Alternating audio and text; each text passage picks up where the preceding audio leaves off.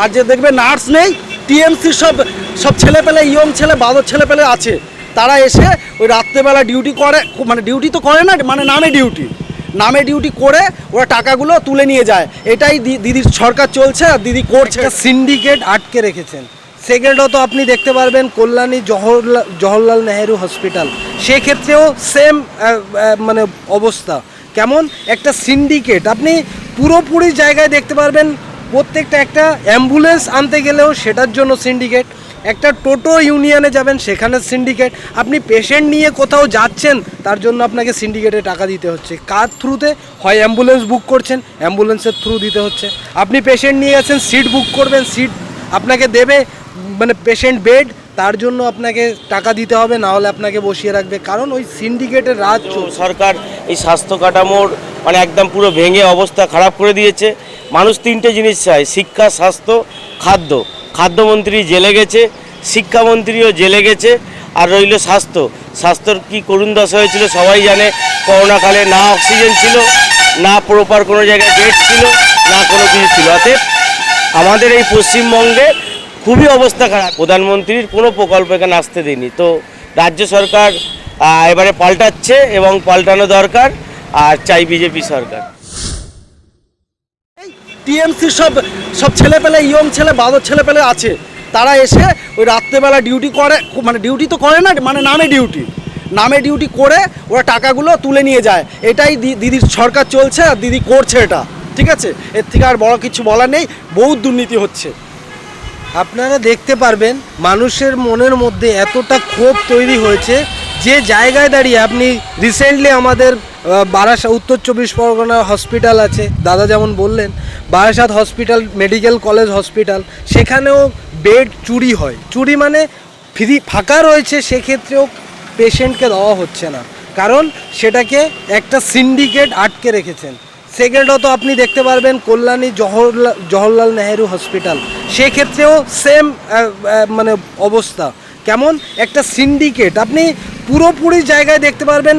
প্রত্যেকটা একটা অ্যাম্বুলেন্স আনতে গেলেও সেটার জন্য সিন্ডিকেট, একটা টোটো ইউনিয়নে যাবেন সেখানে সিন্ডিকেট, আপনি পেশেন্ট নিয়ে কোথাও যাচ্ছেন তার জন্য আপনাকে সিন্ডিকেটে টাকা দিতে হচ্ছে। কার থ্রুতে? হয় অ্যাম্বুলেন্স বুক করছেন, অ্যাম্বুলেন্সের থ্রু দিতে হচ্ছে। আপনি পেশেন্ট নিয়ে গেছেন, সিট বুক করবেন, সিট আপনাকে দেবে, মানে পেশেন্ট বেড, তার জন্য আপনাকে টাকা দিতে হবে, না হলে আপনাকে বসিয়ে রাখবে, কারণ ওই সিন্ডিকেটের রাজ চলছে। সরকারি হসপিটালে কিসের টাকা? সরকারি হসপিটালে আমরা সাধারণত জানি টাকা লাগে না, কিন্তু যখন আপনি পেশেন্ট নিয়ে যাবেন দেখতে পারবেন যে যে জায়গায় সিট ফাঁকা আছে সেখানে আপনি সিট পাচ্ছেন না, কিন্তু আপনি এই 1500 টাকা নিয়ে কিন্তু আপনি এই সিন্ডিকেটের লোক ধরবেন। দেখবেন একটা ইউনিয়ন আছে, তাদের কাছে গিয়ে বলবেন, দাদা আমার পেশেন্টটা এখানে পড়ে আছে, একটু সিটের ব্যবস্থা করে দিন, একটা বেডের ব্যবস্থা করে দিন। দেখবেন বলবেন টাকা দিন, 500 টাকা লাগবে, বেড পেয়ে যাবেন সঙ্গে সঙ্গে। এটা শুধুমাত্র বাংলার যে কোনো হসপিটালে আপনি যেতে পারবেন, সেটা কল্যাণী জওহরলাল নেহেরু হসপিটাল হোক, বারাসাত মেডিকেল কলেজ হসপিটাল হোক, RS Nilratan hospital medical college হোক, এবং JNM হসপিটাল, এবং আপনি যদি যান SSKM এবং নীলরতনে, যে জায়গায় আপনি যাবেন সব জায়গাতেই সেম আপনাকে দেখতে হবে। অতএব বর্তমান বাংলার স্বাস্থ্য ব্যবস্থা পুরো ধসে গেছে। এছাড়াও আপনি যদি দেখেন বর্তমান বাংলার যুব সমাজ একদম, মানে যুব সমাজ যেভাবে পরিকাঠামো কোমর ভেঙে দিয়েছে, সরকারি চাকরি নেই, ইনকাম সোর্স নেই, কলকারখানা নেই, আপনি দেখবেন সব বাড়িতে বসে আছে, হয় অন্য কিছু নেশাগ্রস্তভাবে থাকছে, না হলে 2 নাম্বারই কোনো ধান্দা করছে। এটা পুরো রাজ্য সরকার পুরো ফেলিয়ার। বাংলার মানুষ চাইছে পরিবর্তন। বাংলার মানুষ আগামী দিনে এই নির্বাচনে ভারতীয় জনতা পার্টিকে সম্পূর্ণ সাপোর্ট করে ক্ষমতায় বসাবেন। এটা আপনাদের মাধ্যমে আমি সাধারণ মানুষকে জানাতে চাই। রানাঘাট থেকে এইমস 40 কিলোমিটার প্রায়, এর মাঝে মানে স্বাস্থ্যের কোনো রকম সুযোগ সুবিধা নেই বা সরকারি কোনো প্রকল্প নেই। দাদা, এই যে দিন দিন যে স্বাস্থ্যের অবনতি, এই ব্যাপারে কি বলবেন? দেখেন, স্বাস্থ্যের অবনতি অনেক দিন আগে থেকেই হয়েছে। তার কারণ আপনারা দেখেছেন অবয়া কাণ্ড ঘটেছে কলকাতার বুকে, যেখানে আমাদের পশ্চিমবঙ্গের মধ্যে 4-5টা বড় হসপিটালের মধ্যে একটা কলকাতার RG কর, সেই হসপিটালের মধ্যে সরকারি নার্সের মানে ডাক্তাররাও সুরক্ষিত নন। তো সেখানে দাঁড়িয়ে রাজ্যের স্বাস্থ্য কাঠামো তো অনেক দিন আগেই ভেঙে পড়েছে। এবং স্বাস্থ্যক্ষেত্রে বিভিন্নভাবে দুর্নীতি করোনার সময় দেখেছেন, বিভিন্ন জিনিসপত্র কেনা নিয়ে টেন্ডার নিয়ে রাজ্য সরকারের প্রচুর কোটি কোটি টাকার দুর্নীতি হয়েছে। আর এছাড়া আপনারা জানেন যে রানাঘাট থেকে আমাদের প্রায় 40-45 কিলোমিটার দূরে কল্যাণী এইমস। তো আমরা চাই আমাদের এখানে এইমস আরও হোক পশ্চিমবঙ্গে। আর আমাদের রাজ্য সরকার এই স্বাস্থ্য কাঠামোর মানে একদম পুরো ভেঙে অবস্থা খারাপ করে দিয়েছে। মানুষ তিনটে জিনিস চায়, শিক্ষা, স্বাস্থ্য, খাদ্য। খাদ্যমন্ত্রী জেলে গেছে, শিক্ষামন্ত্রীও জেলে গেছে, আর রইল স্বাস্থ্যর কি করুণ দশা হয়েছিল সবাই জানে। করোনাকালে না অক্সিজেন ছিল, না প্রপার কোনো জায়গায় বেড ছিল, না কোনো কিছু ছিল। অতএব আমাদের এই পশ্চিমবঙ্গে খুবই অবস্থা খারাপ, এবং মুখ্যমন্ত্রী ইচ্ছা করে ছলনা করে গরিব মানুষকে যে প্রধানমন্ত্রীর আওতায় 5 লক্ষ বিমা দেবে বলেছিল সেটাও দিইনি। আর যে কার্ড দিচ্ছে আমাদের রাজ্য সরকার, তাতে করে কোনো স্বাস্থ্যসাথীর কার্ড কোনো হসপিটাল আজকের দিনে নেয় না বা কোনো পেমেন্ট করে না। তবে আপনাকে নিজের টাকা দিয়েই করতে হবে। প্রধানমন্ত্রীর কোনো প্রকল্প এখানে আসতে দিইনি। তো রাজ্য সরকার এবারে পাল্টাচ্ছে এবং পাল্টানো দরকার, আর চাই বিজেপি সরকার। নমস্কার। অ্যাকচুয়ালি আমি এই স্বাস্থ্য পরিবেশে পশ্চিমবঙ্গের অবস্থা খুবই খারাপ। আজকে এর জন্য আমি খালি তৃণমূলকে দায়ী দেবো না, আগের যে গভর্নমেন্ট ছিল, সিপিএম সরকার ছিল, সে সময় থেকেই এই স্বাস্থ্য পরিষেবা খারাপ হয়েছে। আজকে রানাঘাট টু আপনি কল্যাণী বলছেন, আজকে ওয়েস্ট বেঙ্গলের শিক্ষার যে দুর্নীতি, চরমতম দুর্নীতি। আজকে আমাদের শিক্ষা যে ছাত্ররা পাশ করছে তারা ঠিকমতো সিট পাচ্ছে না, অথচ টাকার বিনিময়ে এখানে সমস্ত সিট বুক হয়ে যাচ্ছে। তার জন্য এখন অশিক্ষিত যারা মানে যাদের কোনো দায়িত্ব নেই তাদেরকে সিট বুক হচ্ছে, এবং যা হওয়ার তাই হচ্ছে। আজকে আমাদের ম্যাক্সিমাম শিক্ষা মানে স্বাস্থ্যক্ষেত্রে চলে যেতে হচ্ছে, চিকিৎসা ক্ষেত্রে চলে যেতে সাউথ ইন্ডিয়ায়। আজকে এই ভয়ানক পরিস্থিতির জন্য একমাত্র অনলি মমতা ব্যানার্জি দায়ী। কেননা উনি বলেছেন 294টি আসনে উনি প্রার্থী, আর সেই প্রার্থী হওয়ার দরুন তাদের পুরো দায়টাই ওনাকেই নিতে হবে। আজকে এত পুরো পশ্চিমবঙ্গের যে স্বাস্থ্য পরিস্থিতি, আজকে পিছন থেকে আমরা ভারতবর্ষের পিছন থেকে 4 নম্বর বা 3 নম্বরের পজিশনে রয়েছি, এবং হুর যে রিপোর্ট বেরিয়েছে ওয়েস্টবেঙ্গল অবস্থা খুবই খারাপ। এর আগে আপনি বলে দিই, আমাদের যে করোনাকালে আজকে আমাদের ওয়েস্টবেঙ্গলের কী পরিস্থিতি সেই সময় আমরা বুঝতে পেরেছি।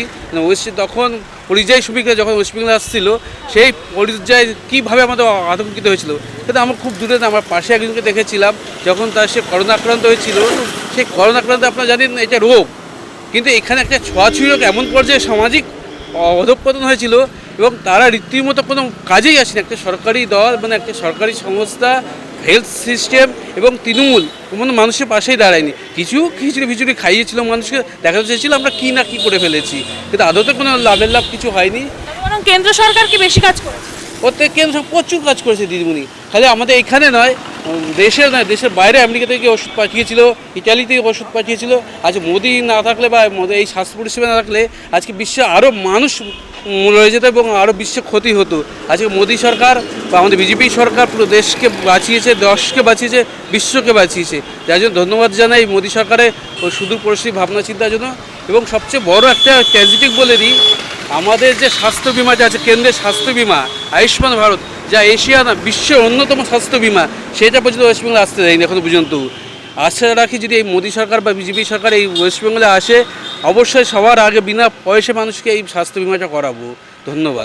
সরকারি যে হসপিটালগুলো আছে তাদের আপনি যদি ধরে ধরে গিয়ে দেখেন, আজকে সরকারি হসপিটালে যারা পেশেন্ট আছে তাদের কুত্তার মতো তাদের সাথে ব্যবহার করা হয়। সেখানকার ঠিকমতো নার্স নেই, ঠিকমতো স্টাফ নেই, নতুন করে রিক্রুটমেন্ট হচ্ছে না। কারণ কি? রাজ্য সরকার যা টাকা পাচ্ছে দুর্নীতি করে শেষ করছে। আজকে 8 লক্ষ কোটি টাকা ঋণ রাজ্য সরকারের। তাহলে শুধু টাকা ঋণ নিচ্ছে বিশ্বব্যাংক থেকে, ঋণ নিয়ে কি করছে? শুধু ভাতা ভিক্ষা দিচ্ছে। ভাতা ভিক্ষায় তো চলবে না। একটা এই টিএমসি সরকার একটা রাজ্যকে চালানোর জন্য, পরিচালনা করার জন্য বা উন্নয়ন করার জন্য, ডেভেলপমেন্ট করার জন্য যে পরিকাঠামো, যে মানে সিস্টেম ম্যানেজমেন্ট দরকার, যে স্ট্রাকচার দরকার, সেই স্ট্রাকচার এদেরকে নেই। এরা টিএমসি উন্নয়ন করেছে কি? দুর্নীতিতে। টিএমসি উন্নয়ন করেছে, অভিষেক ব্যানার্জি উন্নয়ন করেছে, পিসি তার ভাইপোর উন্নয়ন করেছে, পিসি টিএমসির যারা চোর নেতা মন্ত্রী আছে তাদের উন্নয়ন করেছে। যে একসময় সাইকেল চালানোর ক্ষমতা নেই, সেই সব পঞ্চায়েত প্রধান, পঞ্চায়েত সদস্য তারা স্করপিও করে ঘুরে বেড়াচ্ছে, লাখ লাখ টাকা সোনার গয়না পরে ঘুরে বেড়াচ্ছে। আপনি সারা বাংলায় ঘুরে দেখবেন, আজকে কত হাজার স্কুল, 8,000-এর উপরে স্কুল বন্ধ হয়েছে। আজকে উত্তরপ্রদেশ, আসাম, ত্রিপুরা গিয়ে দেখবেন যারা স্কুলে মিড ডে মিল দিচ্ছে কি, আর আমাদের পশ্চিমবঙ্গে মিড ডে মিল দিচ্ছে কি। আর দ্বিতীয় কথা হচ্ছে সংখ্যালঘু। আজকে সংখ্যালঘু আপনি গুগল সার্চ মারুন, যে উত্তরপ্রদেশে সবাই বলে না যে সংখ্যালঘুদের অত্যাচার করা হচ্ছে, উত্তরপ্রদেশে সংখ্যালঘুদের মাথা পিছু আয় কত, এবং পশ্চিমবঙ্গের মুসলিমদের সংখ্যালঘুদের মাথা পিছু আয় কত। আজকে মমতা ব্যানার্জি এত দুদেল গায় বলে, আজকে আমি একটা ভিডিও দেখছিলাম যে একটা সংখ্যালঘু ভাই বলছে যে উনি যে গরু দুধ দেয় তার লাথি খেতে হয়। এই 2026-এ নির্বাচনে ওনাকে এমন লাথি মারবে, তাই জীবনে আর উনি রাজনীতির ময়দানে ওদেরকে দেখা যাবে না। তার মানে কি 2026 সালে বিজেপি সরকার আসবেই? নিশ্চিত। দেখুন, বিজেপি শুধু সময় 4 তারিখ সময়ের অপেক্ষা। সবাই প্রত্যেকে, শুধু বিজেপির কর্মী না, প্রত্যেক বাংলার মানুষ বাড়িতে গেরুয়া আবির কিনে রেখেছে, তাদের মনে গেরুয়া ফুটে গেছে। তার অনেক বিশেষ কারণ আছে, কারণ এই অত্যাচার থেকে, এই দুর্নীতি থেকে মানুষ পরিত্রাণ চাইছে। আজকে বাংলার মানুষ, নারীদের নিরাপত্তা নেই। আজকে থানায় গিয়ে আপনি কোনো একটা এফআইআর দেখাতে যাবেন, এফআইআর নেবে না। আজকে যদি টিএমসির আপনি যদি লোক না হন, আপনার এফআইআর নেবে না। আপনার এফআইআর করতে গেলে টিএমসির লোকের সুপারিশ দরকার। এই হচ্ছে এই রাজ্যের অবস্থা। আজকে একটা মহিলা মুখ্যমন্ত্রী বলছেন যে কোনো একটা কমিউনিটি যদি জোট বাঁধে তাহলে 12টা বাদি যাবে। তাহলে আপনি দেখুন, একটা সিএম হয়ে একটা উস্কানিমূলক মন্তব্য দিচ্ছেন একটা কমিউনিটির বিরুদ্ধে। তো হিন্দুদের জন্য বিশেষ করে বলবো, এটাই শেষ ট্রেন, শেষ সুযোগ।